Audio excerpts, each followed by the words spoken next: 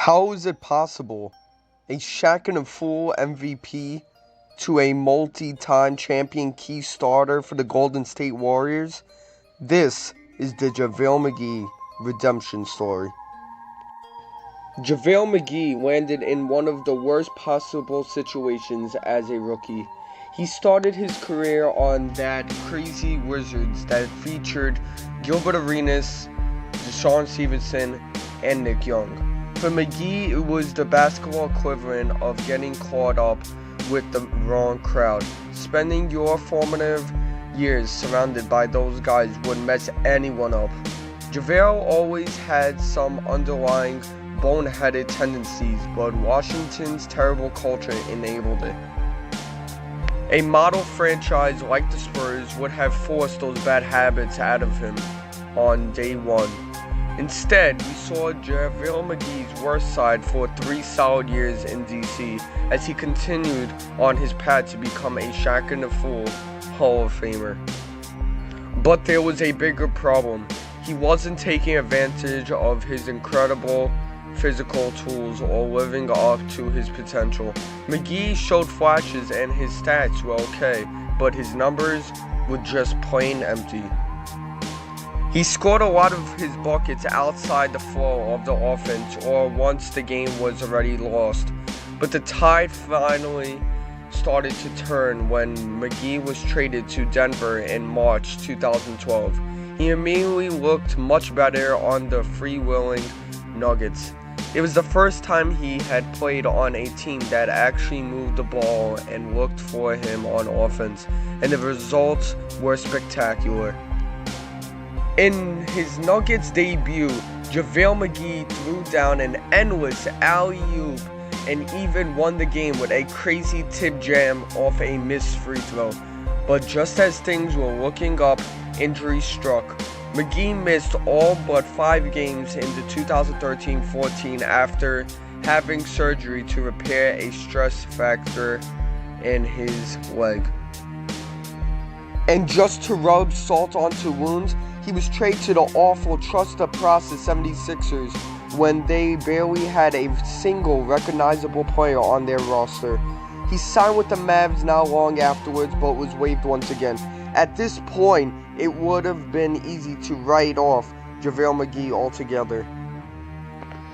Injuries were getting the better of him, his name was getting heavily stigmatized, and he'd only ever had 1.5 good seasons anyways. The public still perceived him as the old JaVale, the guy who'd become a meme to represent stupidity, the guy who tried to posterize someone from the free throw line, and yet the Warriors were one team who saw things differently.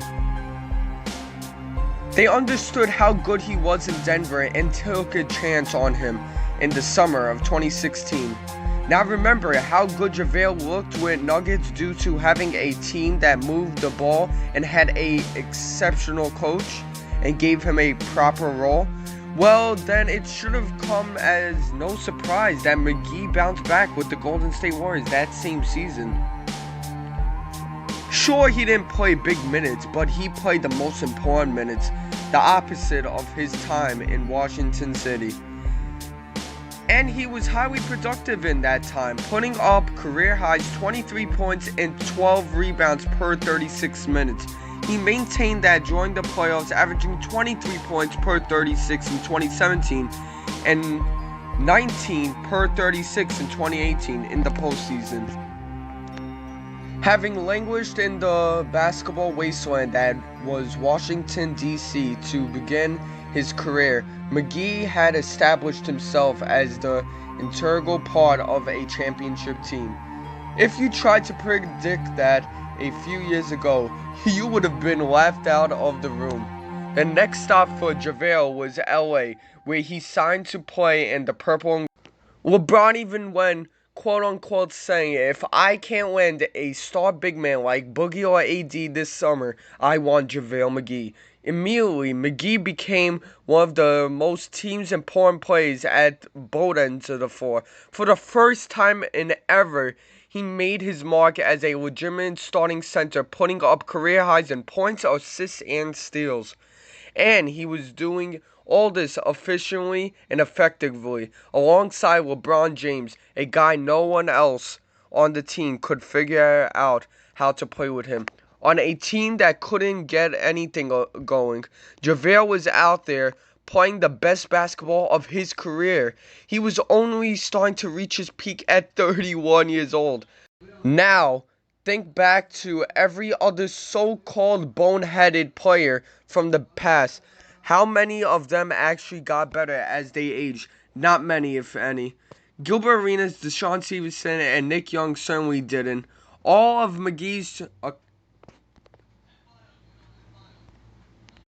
JaVale McGee's achievements came against the odds. After being a punchline for so long, he was the guy teams were chasing after all of that.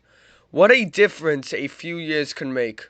Thank you for watching. Please subscribe, like, leave a comment. Peace out.